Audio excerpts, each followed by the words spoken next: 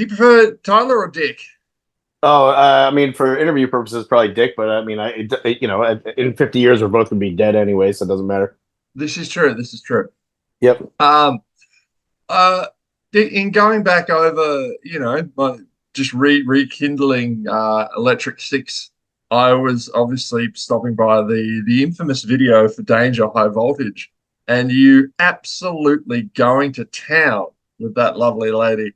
Um, that must have been a funny shoot, man. How was it? Was everyone having a good time? Yeah, I mean, it was such a unique video, and she was amazing. She was super cool. She was 72 at the time, and she was just a pleasure to work with. And I remember her asking me like if I had any venereal diseases, and I was like, I don't think so, and we're not really that popular of a band at this point, and she was just a pleasure. So I had fun. I have very fond memories of that shoot for sure. Gay bar Yeah, Gay bar, maybe not so much. That was a ridiculous day. But yeah. high voltage was great. You know what?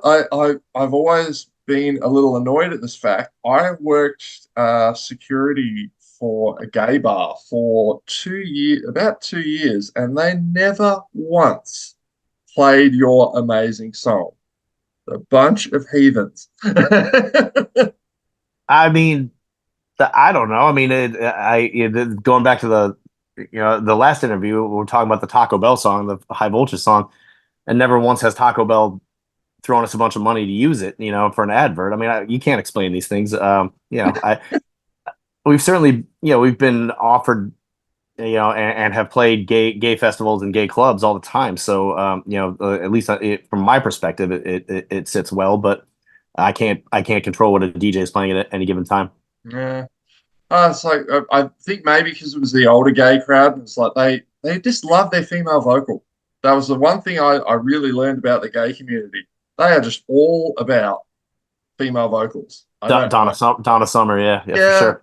Yeah, all about it. And I was yeah. like, you can't just have like, where's gay bar? But I was, however, at absolutely thrilled when I rocked up to work and what is pumping through the speakers but Macho Man, and I Okay. was yes, Hey, that's why you got into this business. 100%, 100%. Yep. Mate, you were only in Australia last year. What about our country is so irresistible that has you back so soon? To be quite honest, it's a lovely place, and also it's financially rewarding. So we're not ashamed to follow the money trail, and it's your turn. It's your turn to be the money trail. After many years of being told it wasn't financially viable, all of a sudden it's very financial. So I think it's a testament to people like yourself promoting the shows, to our promotion team, and maybe just the post-COVID world. Maybe like I have found that being a band with kind of tenure and existing after COVID went a long way. I mean, I think like a lot of bands that were kind of up and coming, and even like medium-sized bands around that time, COVID kind of did them in, and when venues came back to life, they were looking for, like, oh, you guys are reliable, you guys are good, and so we kind of saw that, like, we were a band that, like, on many venues like Rolodexes, like, we're the first one to call, and you would see that, like, they would just be so thankful to have, like, a show or a band that, like, could actually draw people, and so it kind of worked. We felt the love from venues post COVID for sure. I don't. I felt I got off on a tangent there because you were just talking about Australia. No, no, no, that's fine. That's fine. Yeah, yeah, Well, I mean, from what I understand, the tour last year was completely sold out. I mean, that would have been a pretty strong message to you, I imagine. yeah. I mean, it really did work out. I mean, obviously, for an American band to come to Australia, there's a lot of expenses, but again, it's still worked out. So let's they were like, you have to come back as soon as possible and strike while the iron is hot, and we said we have no problem with that. So let's do it. Let's do it again. Now, how much the strippers and cocaine budget these days is that? What kind of percentage of spending They're is off. that? They're off the books. Oh, good, good, good. Oh, Yeah, cool, yeah. excellent. You're not gonna see that on the books.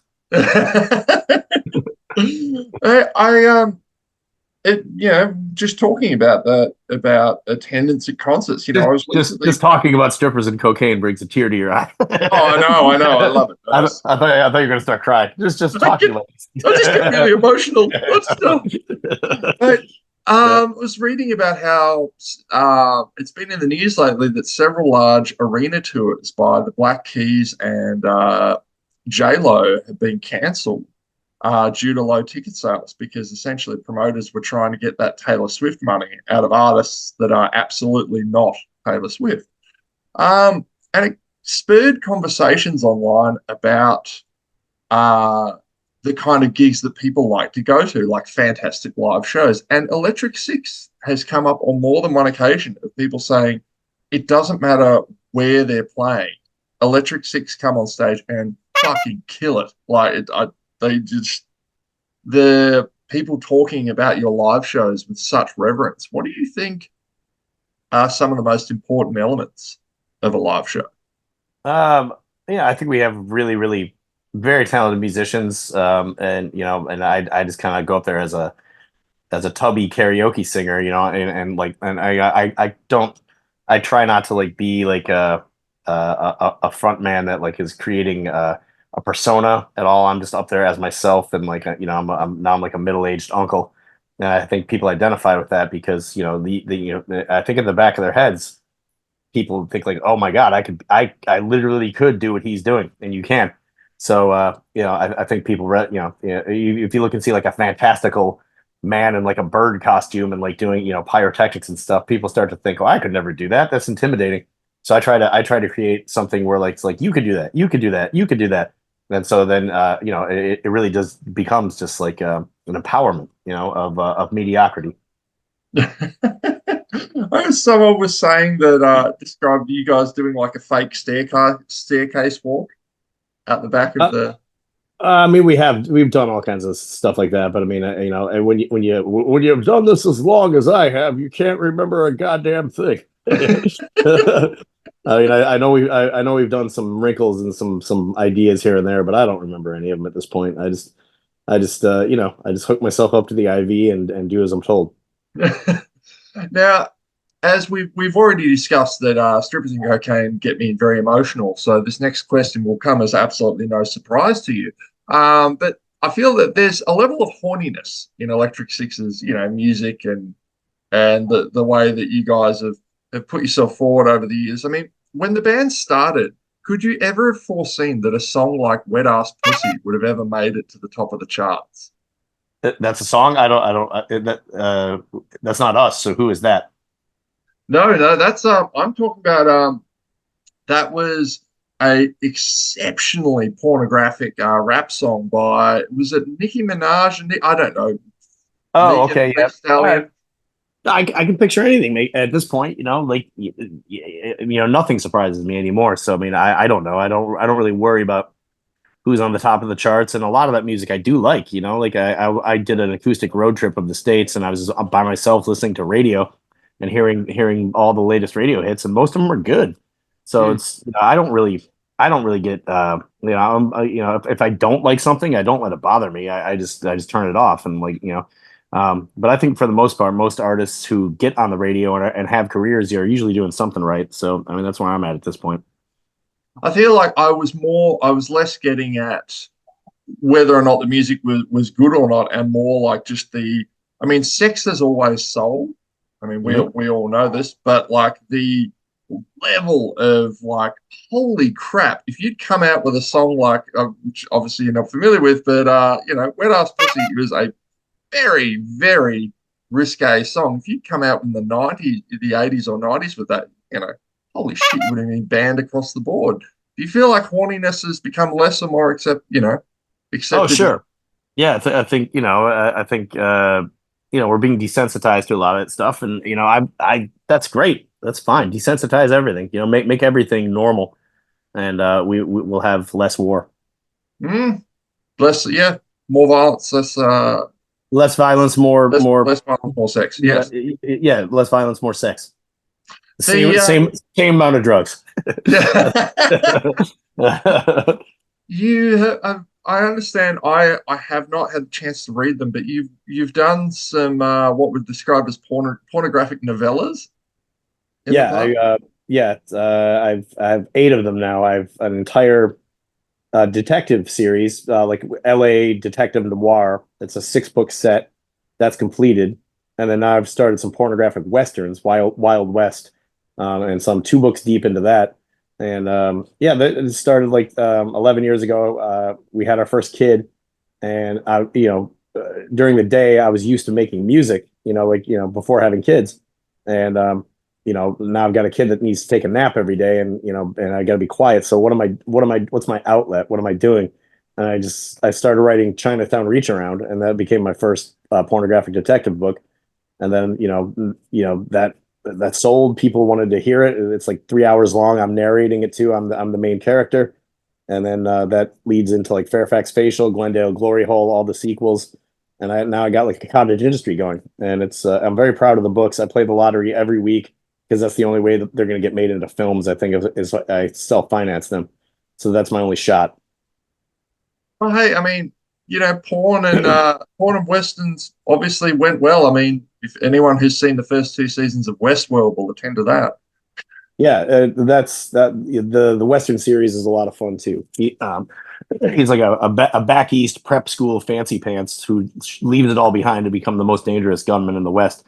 And along the way, a lot of filth and sex breaks out. Outstanding. Mate, one of my favorite tracks off Fire is a synthesizer, the closer. What did you tell me about that one? What inspired it? So Detroit in the 90s, it was the hub of garage rock, like the scene we came from, like White Stripes, Dirt Bombs, Detroit Cobras, and us and some other bands. But at the same time, it was the hub of, worldwide hub of electronic music.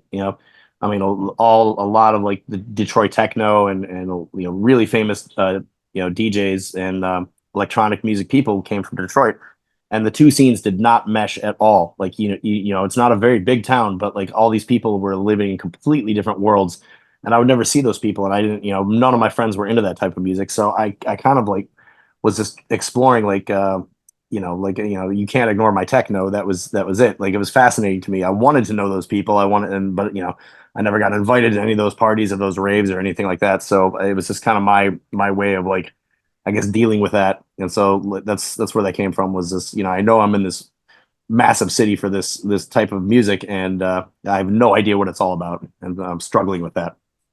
Ah, cool. What? So the music scene in Detroit, like what are some of the biggest misconceptions people have about that city, do you think? Um, I don't know anymore. I mean, it's definitely different. When I was there in the '90s and when we were, like cutting our chops and before we had a record deal, it was a great place to be in a rock and roll band. We didn't tour. We all had day jobs, but our local shows were so big and they were so satisfying that it kept us going for a long time without a record deal. I think if we were in many other cities, we'd have thrown in the towel because probably not as many people came to the shows. But as a local band in Detroit, if you're doing you could have a cult following, and we did, and it was it kept us going for a long time and enabled us to write all the songs that went on the Fire. And obviously with the White Stripes being from our scene, it became a situation where once they blew up, like a lot of labels swooped in and found bands like us, and definitely got our foot in the door that way. Dick, this has been great. I will be catching you at some point I'll be at your Brisbane show, I'm hoping. So, Nice. Yeah. yeah, man, I'm really That's, looking forward to it. that's the first show of the tour, so we'll be fresh. We'll be fresh as daisies that night. Well, fresh as daisies, but also you would have come off the longest flight in the world. So, We're used to it at this point, and if you're not flying the plane, all you got to do is sit there. So I'm good at sitting for 15 hours. That's fine. mate, I can't wait. This will be my very first time seeing you. So, easy. Bring all your friends. Thank you so much.